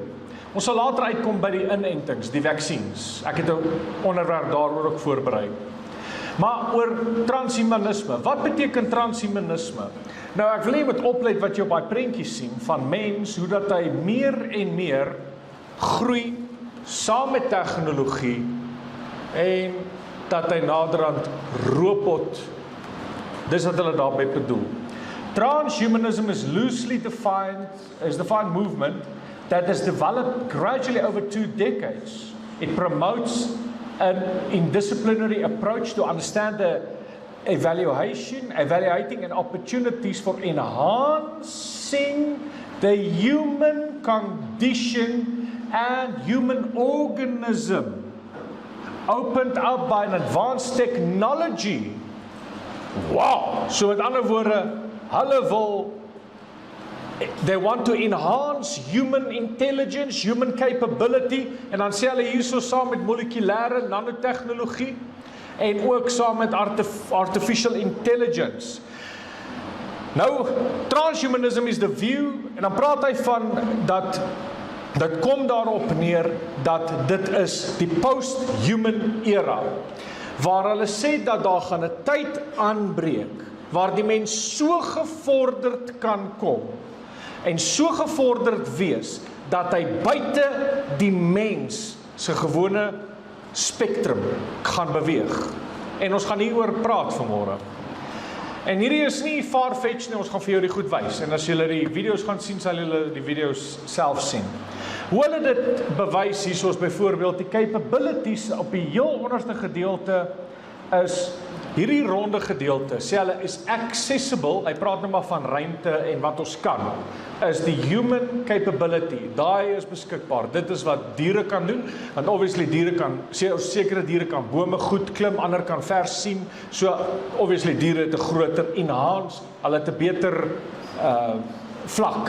Verstaan julle wat in die sin van sekere diere kan onder die see sien, ander diere kan ver sien, ander diere so. Hulle het 'n groter spektrum waarna hulle beweeg. En dan sê hulle, wat ons met transhumanisme gaan bereik, is groter as die twee. Maar ons sal op die ou einde uitkom. En geliefdes, moenie my glo nie. Gaan doen self jou studies. Ek vra jy, gaan doen self jou studies, dat jy kan sien. Hulle wil uitkom by hierdie geel gedeelte wat hulle sê post-humanism is, waar dit verby die menslike vlak is. Wat bedoel hulle hierby? Wel, ons sal dit bespreek. Nou kyk ons op hierdie berig wat gepubliseer was, nie te lank terug nie, The Transhumanist Agenda and the Future of Humanity. Nou sê hy daar, the transhumanist agenda is modernism. Wow, okay. Forbes, wie van julle weet wie is Forbes? Hulle is 'n baie bekende ekonomiese tydskrif. Forbes, November 20ste 2017 sê, Transhuman and a Future of Humanity. 7 ways the world will change by, en ek wil hê julle moet asseblief nou oplet. The world will change by 2030. Let op daai datum, skryf dit iewers te groot neer, of dit nie op jou voorkop is, in jou gedagtes, of op 'n papier. The world will change by 2030. Dis wat die transhumanists sê. Dan gaan ons nou kyk wat sê al hierdie ander ouens, en julle gaan hulle agenda sien. Jy sien as jy, ek doen baie studies, dan tel jy 'n pattern op. Jy tel 'n pattern op. As jy net 'n berig hier lees, en na 'n berig, maar dan is dit miskien net so los, jy weet, maar as jy dit studeer, tel jy 'n pattern op. Ons gaan nou daarna kyk. 2030, the world will change by 2030. Our bodies will be augmented. Fact. The coming years will usher in a number of body augmentation capabilities that will enable humans to be smarter, stronger, and more capable than we are today. Wearables will be one form of the body augmentation. Wearables. Wie van julle het 'n smartwatch aan? Wie van julle het 'n selfoon? Okay. Weet jy dat jou selfoon is al klaar, 'n extension basis van jou? Jou informasie en alles. En dis nie verkeerd om, ek het ook gesê, jy moet 'n selfoon, ek meen natuurlik, maar wat ek probeer sê is, daar's 'n groter plan aan die werk. En ek het gisterand aan iets geraak, naamlik God speel. Ons leef in 'n tyd, ekskuus tog, wat het daai engele gedoen? Hulle het met die gene, hoekom dink jy het God die vee ook verwoes? Met ander woorde, die donkies en die skape en alles, want dit was alles. Hoekom het die Here vir Josua gesê, tref die donkies, die vee, alles? Want hulle almal was deurtrek van die Nephilim. Okay? Het jy nie gisterand opgelet toe ek sê, wat aangaan nie? Ons leef in die tyd, waar mense weer, met die gene, die DNA, beter. Amen. As jy nou ingaan, en ek gaan nou sag begin, en dan gaan ek dit optel, na meer ekstreme goed doen. Ons leef in die tyd waar ons GMO, het julle al gehoor van die Genetic Modified Crops, wat hulle doen is, jy kan hierdie op Wikipedia gaan kyk, hulle vat byvoorbeeld 'n mielie, dan vat hulle sy gene, die mens was nooit veronderstel om met die gene te peter nie, dan vat hulle sy DNA, dan haal hulle 'n sekere gedeelte van die DNA van daai mieliepit uit, wat hom, kom ons sê nou maar hierdie mielie is 'n lys val hom aan. Dan kyk hulle, waar val hierdie lys, hierdie mielie aan? Dan haal hulle daai stuk van die DNA uit, en hulle sit hom net weer aan mekaar, of hulle bring heeltemal 'n ander DNA strand daarin, met, daar's 'n sekere tegnologie wat hulle gebruik, miskien sal ek nou by dit uitkom, dan sit hulle dit aan mekaar, en dan is daai mielie nie meer oorspronklik nie, en hy is weerstandig vir daai lyse. Klink baie goed, nee. Daar is byvoorbeeld in Amerika hierdie DARPA, en hulle is uit en uit besig, en jy kan hulle webtuiste gaan ondersoek, daai is 'n DNA string wat jy daar sien op hulle webtuiste, en wat hulle doen is, genetic editors to detect characteristic threats, wat DARPA doen, wat Amerikaanse staat ingestel staat, hulle werk saam met die staat, wat hulle doen is, onder andere, en gaan ondersoek, en kyk wat ek sê die waarheid is, hierdie ouens is besig om die kennis te jaag, en hulle moet dit doen, want China is besig met dit, waar hulle wil die kennis jaag om reuse, of kom ek sê dit eerder so, vegters op die oorlogsveld te kry, wat sterk is, wat nie baie kos nodig het nie, wat nie baie dit en dit nodig het nie. Met ander woorde, gaan na die DNA toe Peter aan het om 'n supermens te kry. Wat? Sien julle iets? Wat het Jesus gesê? Dit sal wees, kom ons gaan dit aan. Ek kan sien ek verveel julle. So, ons gaan aan. Doctors and pastors meet to consider playing God with people's DNA. Hierdie was nou die 7 Oktober van 2017, nie te lank terug nie. Hulle kom by mekaar, want wat doen die dokters? Hulle is besig om met die DNA van die mens te speel. Ek het gisterand dit aangehaal, vanaand gaan ek hierby staan, wat hulle noem designer babies. Wat is designers babies? Ons gaan nou dit mooi verduidelik, maar hierdie berig sê designer babies aren't futuristic, they are already here. Wat is designer babies? Volgens The Guardian, en hierdie was gepubliseer nou nie te lank terug nie, designer babies, an ethical horror waiting to happen. En nou sê hy hierso hierdie berig en regarded, nou gaan hy aan en hy sê, we're coming close to the point where we can objectively, in some sense, create people who are superior to others.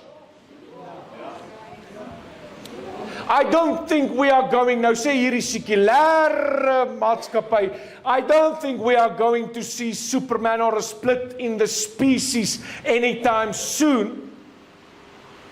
Wel, te laat, klaar gebeur, maar nietemin, says Greenlee, because we just don't know enough and are unlikely for a long time or maybe forever.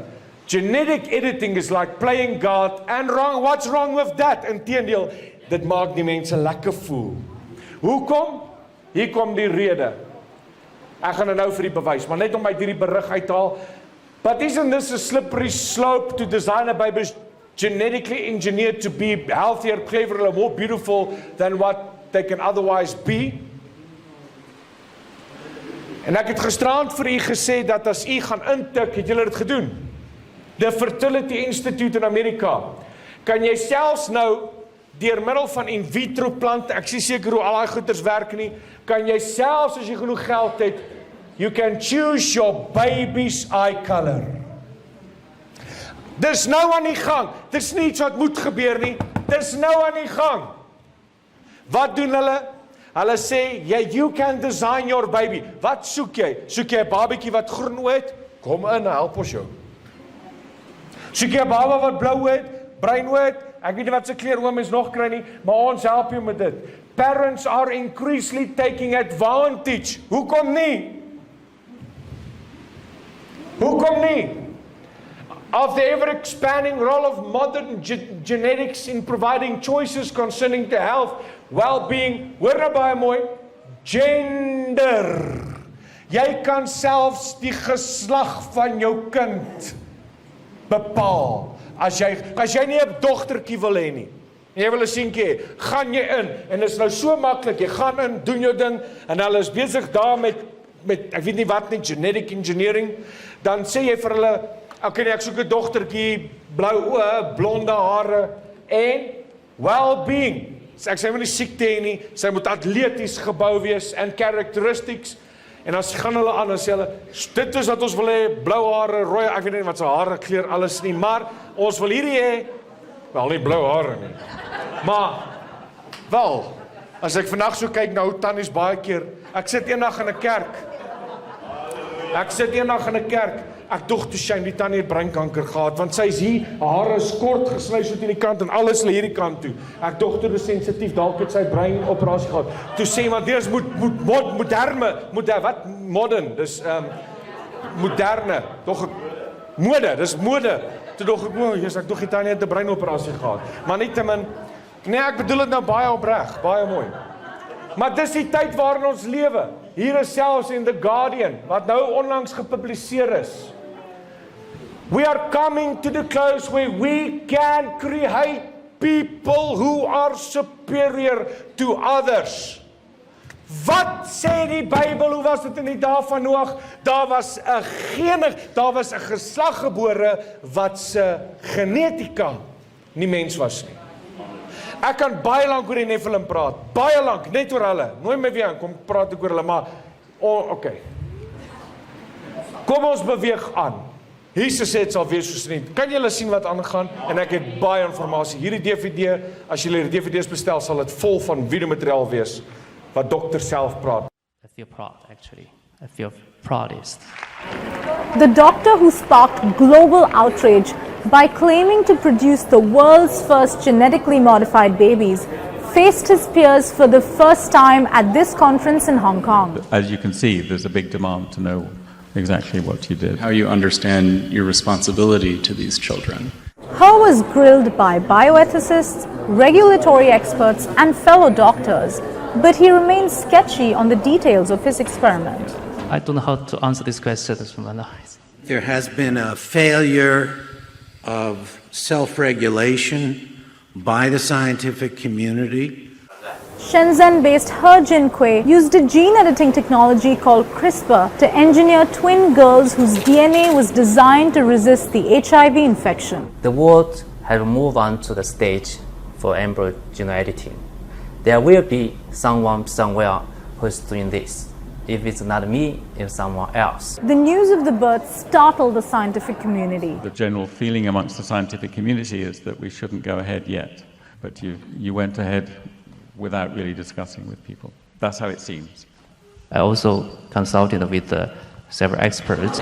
As someone who's been involved in the genesis of the CRISPR-Cas9 gene editing technology, I feel deeply disturbed. It's inappropriate and something that we have been working hard to avoid. Why you choose to cross this line? What is our responsibility as scientists and doctors? May we know your future medical care plan for these babies? How did you convince the parents?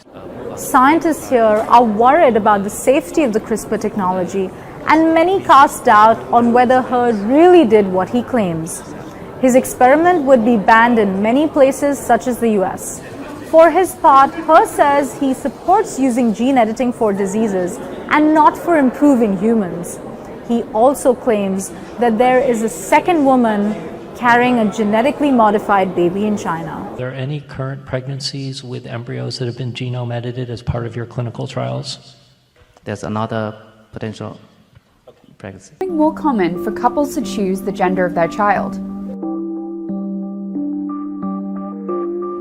The process involves a combination of in vitro fertilization and a genetic screening called PGD. During PGD, embryos are tested for genetic abnormalities, and the doctor can reveal the gender of the embryos if parents opt in. We already have a healthy daughter, and so we are talking about choosing the sex and choosing a son the second time around. Recently, the process gained more attention when model Chrissy Teigen went public with her IVF and gender selection process. She had a girl in April 2016 and a boy this May. Like most women, Teigen and McKinnon didn't set out to choose gender. They underwent IVF to treat infertility and then found out that tests for genetic diseases could also reveal gender. Before starting IVF, there was not even a thought in my mind that you could choose gender. We just assumed that you have a child and it's just luck of the draw and you get what you get. And then once we started IVF and there was this opportunity to choose a gender, it becomes very enticing, becomes very enticing, becomes very enticing. While it was medically necessary for McKinnon, some clinics are now advertising gender selection as the primary reason for women to undergo IVF. At the forefront of this trend is the Fertility Institutes. This series of clinics is known for sex selection. Despite the nearly $20,000 price tag, 85% of their patients come for this reason. The bulk of the patients that we see are doing in vitro fertilization only to choose the gender. We do not require people to have a first baby in order to request the gender on their second baby. McKinnon was shocked people would go to such lengths. That does surprise me that there would be an opportunity to choose a gender just because you want to. It was such a hard and long and laboring process to even get to the point of being pregnant. It was just an added bonus that we could choose the gender. Worldwide, many countries ban sex selection unless it's medically necessary, including Australia, China, Canada, India, and the UK. It's unregulated in the US, but Steinberg says most clinics have strict. Some ethicists are worried that this trend is a slippery slope, inevitably leading to designer babies.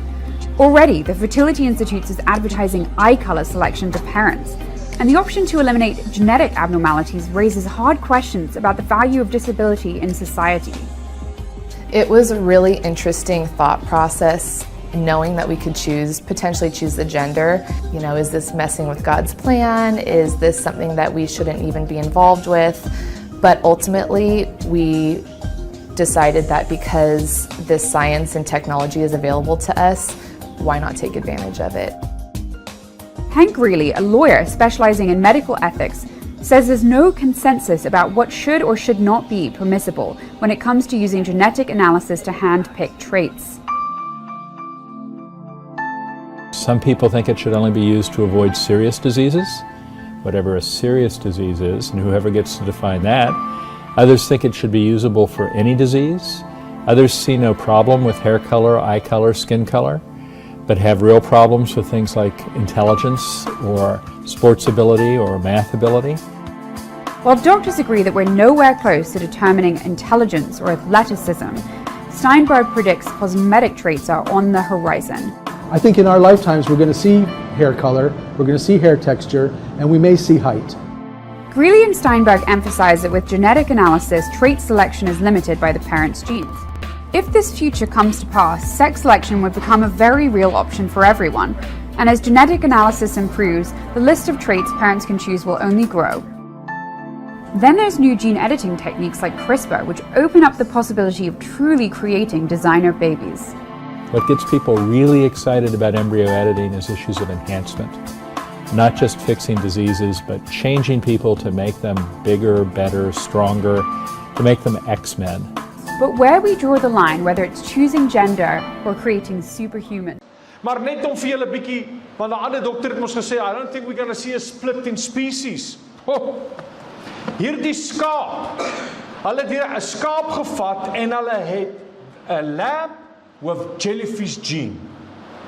Hulle het 'n skaap gevat en sy DNA gemeng met die van 'n jellyfish. En hulle het as prins laat hierdie skape ontsnap. Nou is die vraag, wat wil jy 'n jellyfish, hoekom wil jy dit doen? En as jy gaan uitlees, dan sal jy sien dat, as jy gaan aanlees sê ek, dan sal jy sien dat dit doen met researchers wat, ek wil net gou vinnig kyk of tel my oor dit op, ek weet seker dat ge-highlight waar dit staan. Waar dit op neerkom is, heart surgeons wil kan deur die vel sien van 'n skaap as hulle operasies doen van buitekant af. Het hulle dit gedoen? Hulle het klaar gedoen. Dit het klaar gebeur. Wie van julle het al baie Marvel tipe flieks gekyk? Nee? Nou is die vraag, byvoorbeeld soos, ek ken nou nie, maar ek weet van hom, en ek ken nou nie ander ouens daar nie. En ek het al Hulk, hy's 'n ou karakter, Spider-Man, maar julle weet, hier in Captain America, julle ken hierdie ouens, dis almal wat superpowers het. Okay? Great, dis fantasy, of is dit? Kom ons kyk. Ek en jy moet net gou oor iets saamstem, dat hierdie superheroes kan byvoorbeeld vers sien, vinnig hardloop en daai tipe dinge. Kom ek en jy kry net gou een ding reg. Kom ons stem net gou saam oor een of twee dinge. Daar is die spektrum bestaan waar 'n dier net van gras af kan lewe. Dit is onmoontlik, net van gras. En hy leef en hy's gesond. Stem jy saam? Dit is daar. Stem jy saam dat daar 'n sekere diere wat onder water kan asemhaal? Dit is so. Slange wat infrarooi het om in die aand te kan sien. Hulle kan, daai spektrum is daar. As jy nou kon onthou van die transhumanist waar ek begin het, toe sê ek, onthou julle diere is meer gevorderd, toe ek eintlik na hierdie toe verwys. Met ander woorde, ek en jy kan nie net gras eet en oorleef nie. Ons kan nie jy kan probeer om onder water vir lank te gaan swem, ek beveel nie dit aan nie, maar jy gaan uit asem uitraak. Jy verstaan wat ek probeer sê? Dieselfde met ek en jy het nie nagsig nie. 'n Arend kan ontsaglik vers sien. So met ander woorde, wat nou mense doen, is hulle besef, daai spektrum bestaan. Kom ons kyk, of ons nie dit kan inkorporeer in 'n sekere groep mense nie. En toe kom Vladimir Putin, weet julle wie is Vladimir Putin, die president van Rusland, en hy sê die volgende woorde, en ek sal die video speel, en hy waarsku mense, maar hy self gaan nie terughou van dit nie, want hulle self en Amerika en China en so aan is besig met hierdie goeders. Vladimir Putin warns of future sci-fi superhuman soldier more destructive, luister wat hy sê, more destructive than nuclear bombs, who feel no pain or any fear. Dis maar net 2 karaktereienskappe. Dat daar supersoldate gaan kom, wat geen pyn voel nie, en niks bang is nie. Niks vir bang is nie. Daar praat hy daaroor. Daar praat hy, sê hy vir hulle, dat dit gaan plaasvind. Dit gaan gebeur. Defense One sê hierdie woorde. Dis ook 'n webtuiste. Tomorrow Soldier. How the military is altering the limits of human performance. Nou praat hy van, the goal is to improve troops performance by understanding what's happening to their bodies down to how they affect them on a genetic level. It's not exactly genetic engineering soldiers into superhero Captain America, the US may insist. They have no intention, maar is 'n leuen hierdie. Besef jy dat DARPA, en ek gaan nou vir julle wys, DARPA is in die werk om super soldiers te create.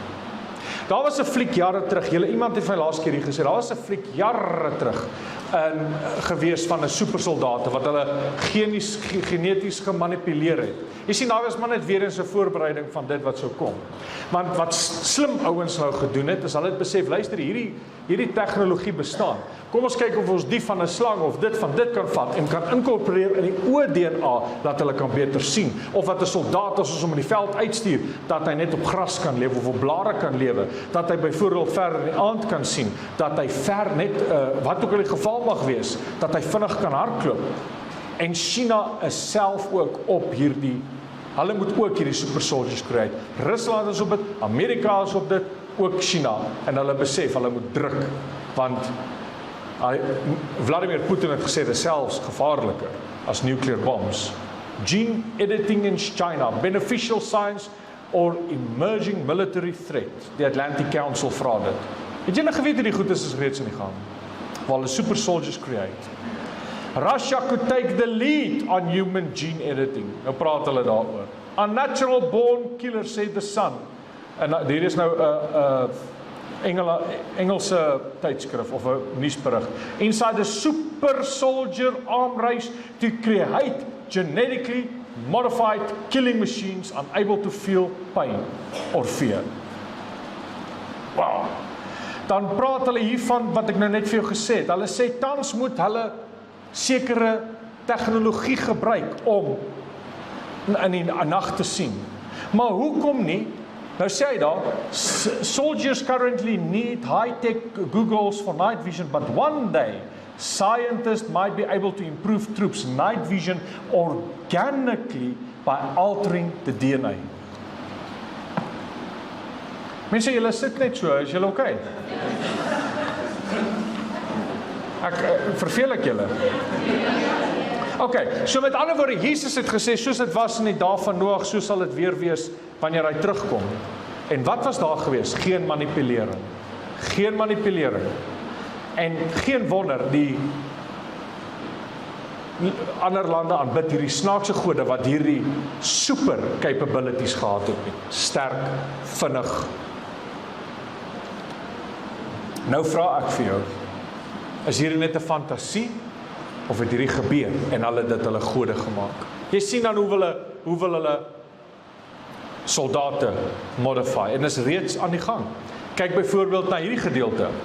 Wie van julle het al gehoor van 'n spider goat? Hulle het 'n bok gevat, 'n gewone boerbok, en hulle het 'n black widow spider gevat. En die gene van 'n black widow spider gevat en in 'n bok gesit. Om wat te doen? Kom ons kyk.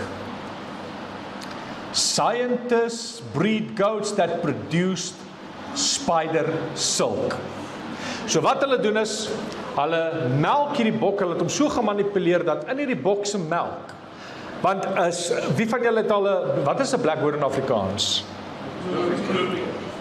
Okay, maar knoopie is so klein, maar die black widows wat ek van praat is, vir my vrou is alles so groot, maar as julle van hulle, die wat ek ken wat ons toe sommer gewas kloof, hulle het seker geel web, as jy hom vat, dit voel soos 'n snaar wat jy aanvat, as jy so daai spiderweb, ek vat hom so in my gobals kloof, ek weet nie wat se spinnekoppe daai is nie, maar ek neem aan dis min of meer dieselfde, maar een strand van hierdie spider se een strand van sy web is sterker as een selfde strand van staal. So wat hulle nou doen is, en ek sal die video's insit dat julle self sien, wat wil hulle probeer doen? En hier kom dit. Hulle wil bulletproof skien maak, dat 'n patroon nie deur die vel kan gaan van 'n soldaat nie. So, hulle probeer deur die strand, wil hulle Kevlar van die mark afhaal, want dit is swaar en, maar wanneer ons hierdie bokke se melk kan kry, ons kan Kevlar maak, en dis ligter, en dis goedkoper, of wat ook al dit mag wees, hoekom nie? Toe sê hierdie dame, wat ook al, ek dink sy is 'n mediese dokter, op CNN Live, toe sê sy vir haar kollega, hoekom wil ons dit apart doen? Hoekom wil ons apart probeer nou hierdie web, of hoekom doen ons dit nie sommer direk in die soldate nie? Ons manipuleer hulle DNA, dat het sommer so, en hier het hulle die skien, daar skiet hulle op, daar skiet hulle hierdie skien, hierdie spel, met 'n patroon, en toe vra die aanbieder, maar sal dit werk? Wel, ja, dit sal werk in die sin van die patroon gaan verseker nie deurgaan nie, maar die soldaat sal nog steeds seer kry as gevolg van die impak van die patroon. So daar gaan nog steeds trauma wees. So al wat hulle nou gaan doen is, hulle gaan net kyk na volgende moontlikhede van sterk gebeendere, dan gaan hulle net die gebeendere manipuleer. Sien jy wat trek ons al?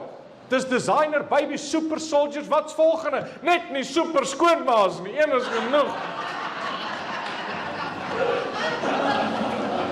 'n artificial skin may one day, wonder what said defense one, artificial skin may one day make troops invisible. Jy sien, as ek hier gekom het sonder feite, sou jy gesê het, hy pastoor ook dag af voordat hy gaan preek. Nie waar kom hy in 'n klomp nonsens nie. Is dit nie waar nie? Maar dat ek vir die video's het en die goeters het. Besef, het julle besef hierdie goeters is aan die gang? Dis skokkend. Even to heats. Hulle praat selfs van performance enhancements en super athletes, wat net weer terugkom na super soldiers, wat baie sterk is. Jy kan na daai webtuiste gaan kyk. The quest, kom ons lees uit hierdie klein paragraaf, the quest for ultimate enhancement as old as the games, the Greek physician Galen passed on a knowledge from ancient games to the Romans, passing the effect of eating herbs, mushrooms and whoa, okay. But Chambers' story is just one example of how today's competitors are taking the quest to a whole new level. There's an arm race quality to performance enhancing technologies in sports. Vat totdat hulle wil mense maak om soos die ou sogenaamde gode, die Hercules. Jy het al gehoor van Hercules. Wie was Hercules? Hy was 'n Nephilim gewees. Atlas. Wie was Atlas? Hy was 'n Nephilim gewees. Dit gaan so ver dat jy sien, wat sê die woord van die Here in 1 Timoteus 6? Die liefde van die geld is die wortel van alle ewel. Waar hulle hierdie, ek dink is die Blue Belgium het hulle omgeteel, waar hy so geneties gemanipuleer is dat dit net vleis is. En hoekom nie? Ek praat nou nie van hoekom, ek praat nou van volgens hierdie denkwyse. En dis vir hulle meer geld. Nie waar nie? Mense, daai wys ek vir jou, hierdie is nie moet of ons gaan nog of kyk self. Waar hulle selfs menslike organe kweek. En jy kan, as jy As jy 'n scientist is in Amerika, is daar so 'n plek waar hulle klomp muise kweek met byvoorbeeld 'n oor van 'n mens op. As jy eie eksperimente wil gaan doen, dan gaan eksperimenteer jy. Die gene van 'n mens manipuleer met die van 'n muis. En daar kom op 'n muis 'n oor. Is hierdie vir julle skokkend? Nou kom die woorde van die Here Jesus Christus oor my ore. Dit sal wees soos in die dae van Noag. Wat van hierdie? 'n fluorescent puppy is the world's first transgenic dog. Wat doen hy? Hy glow in the dark. So wat hulle gedoen het, is hulle vat hierdie mooi pappies, kyk hy rooi maagie van hom, en hy glow in the dark. Vir wat wil jy 'n glow in the dark pappie hê? Jy sien, behalwe vir dit gaan alles net oor een ding, 'n rebellie teen God. Om te sê, ons kan iets beters maak. Ons is sterker. Ons, dis die eie ek. Fluorescent honde. Wat van hierdie ene? Hierdie is regtig. In Israel is hulle gekweek. Hulle noem dit naked chickens. Naked chickens. Advantages and disadvantages of featherless naked chickens. Wat bedoel hulle hierby? Jy sien, dit vat tyd om vere te pluk as jy hulle moet slag. So kom ons haal die vere af. Mense, die mens speel God op elke vlak. Op elke vlak. Nou, terwyl ek voorberei hierdie week, kom ek op 'n nuwe een af. Ek het nie eens gaan soek daarvoor nie. Ek het net op dit afgekom. Scientists splice human genes into monkey brains to make them bigger and smarter. Jy sien, ek wat in die navorsing sit, kom met hierdie goeters in aanraking. So, ek het net gaan lees en ek sien toe Israel 365 en een van Israel se webtuiste, se nuusburo, het die oor ook nou gekom, het in hierdie week, dis verlede week, 30 November tot nou, het hulle menslike DNA in die van 'n aap gesit.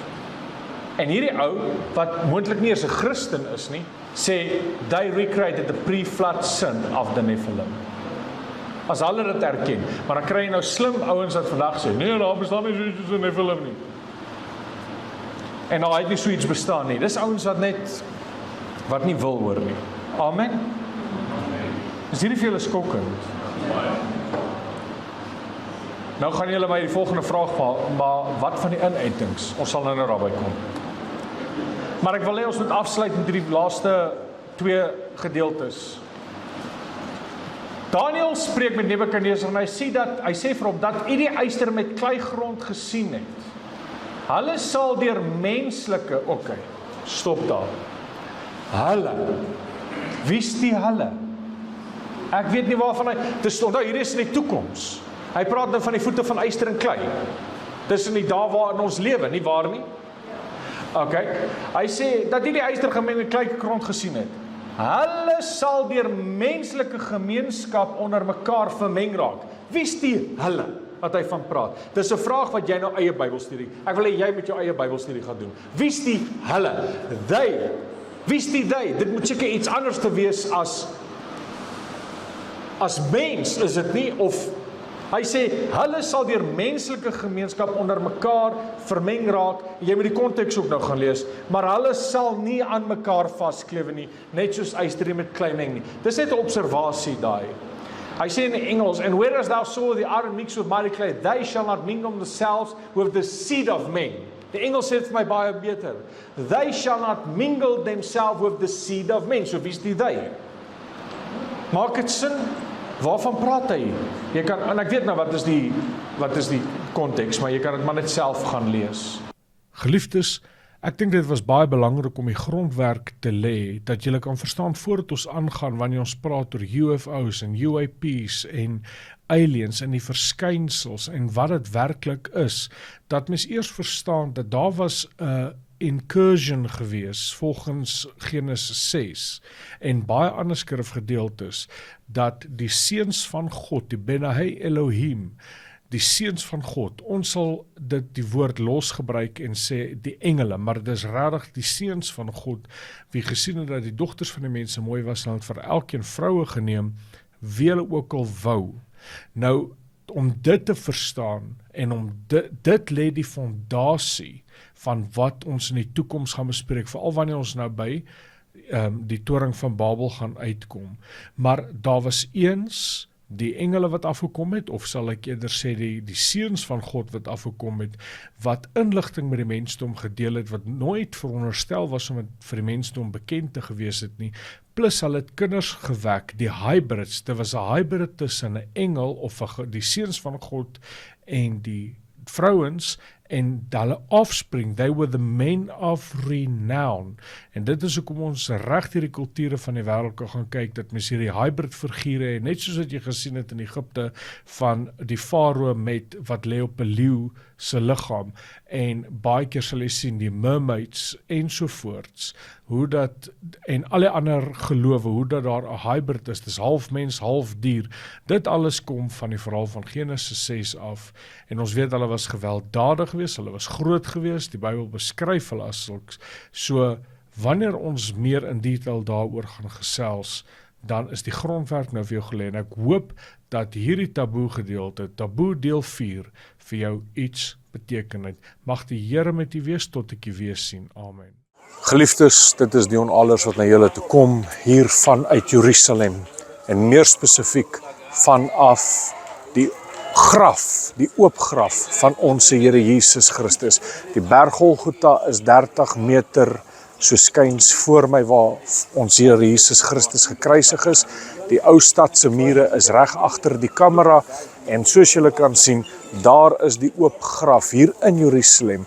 Dit alles stem argeologies en geskiedkundig ooreen met wat die Bybel sê, dat Josef van Arimatea was 'n baie ryk man gewees, wat 'n graf gehad het, en dit was die graf wat hy gehad het vir hom en sy gesin, en natuurlik het hy 'n tuin gehad, en hierdie is 'n pragtige tuin, inteendeel wil ek vra dat die kamera net so oomblik saam hy sal draai, 'n pragtige tuin, met verskeie blomme en bome hier binne, en natuurlik ook, sê die Bybel, Josef van Arimatea, die tuin wat hy gehad het, was daar 'n wynpers gewees, en wat gebeur het is dat as die dames wat bo gestaan het, op die pers gestaan het, en hulle het die druiwekorrels getrap, het die sap gevloei, vanuit daai gate wat in die mure is, in hierdie wynpers in, en dit het op die klippe geval, en die sade en van die skille op die druiwekorrels is vasgevang, en dan die sap hier ingeval, in hierdie gat hieronder. En net so is Jesus Christus, in elke sin van die woord, is hy verbrysel, is hy deurboor, is hy gegeesel, en dit terwille van jou en van my, dit terwille van die sonde en die oortreding van hierdie wêreld. Hy het nie nodig gehad, die seun van God het dit nie nodig gehad om te kom sterf nie, maar hy het gekies om vir my en jou te kom sterf aan die houtkruis van Golgotha. Golgotha is reg agter my, die plek van die hoofskedel soos dit genoem word. Dis reg agter my. Ek kan julle nou na die berg Golgotha vat, dat julle sien, die skedel, hoekom hulle dit genoem het, as gevolg van die skedelbeen uitbeelding in die berg, hoe die berg lyk. En dan natuurlik die graf, ek wil hê die kamera moet net vir 'n oomblik so draai, kyk die graf, en die klip is weggerol, en natuurlik ook die graf wat binnekant oop is, en dan die wynpers. Dit alles is argeologies en geskiedkundig wat dit ooreenstem met wat die woord gesê het. En die vraag wat ek vandag aan jou wil vra is, wat verhinder jou om jou lewe oor te gee aan die Here Jesus Christus? Die Bybel is die waarheid, niemand kan daarmee stry nie. Geskiedkundig, argeologies, profeties, is alles die waarheid.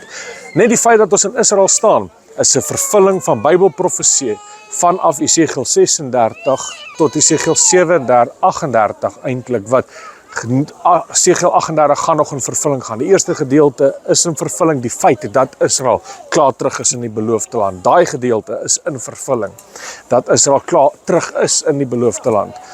Dit het gebeur. Net die feit dat Israel gebore is na 2000 jaar, dat die Here Israel uit die volke uitgebring het, uit al die nasies van die wêreld, en hulle gebring het na hierdie stukkie aarde toe. Israel, waar ek nou staan en met julle praat, is 'n feit en is 'n bewys dat God se woord wat in vervulling kom. En daarom sê ek vir jou, kan ons ook weet, as 99 of 90% van die profesees wat geskiedkundig is, in vervulling gekom het, in vervulling gegaan het, soos God se woord sê, kan ek vir dit vanselfsprekend vat dat die ander 10% in vervulling gaan. Dit wat die woord sê, wat gaan gebeur in die toekoms. Die koms van die Here Jesus Christus, die oorlog, die slag van Armageddon, die wegraping ensovoorts. Ek wil jou vra, het jy al werklik jou hart en lewe oorgegee aan ons Here Jesus Christus? Behoort jy werklik aan Jesus Christus? Of is jy nog lauwarm? Want een van die dae gaan die Here die wynpers trap, maar in die vorm van, in sy grimmigheid en in sy toorn. En as jy nie daar wil wees nie, en ek verkies dat jy nie daar, en die Here verkies ook dat jy nie aan daai kan wees nie. Jesus Christus is die weg en die waarheid en die lewe. En niemand kom na die Vader behalwe deur Jesus Christus nie. Wat is die rede kom jy nog nie na Jesus toe gekom het nie? Kom na Jesus toe, hy roep jou. Amen.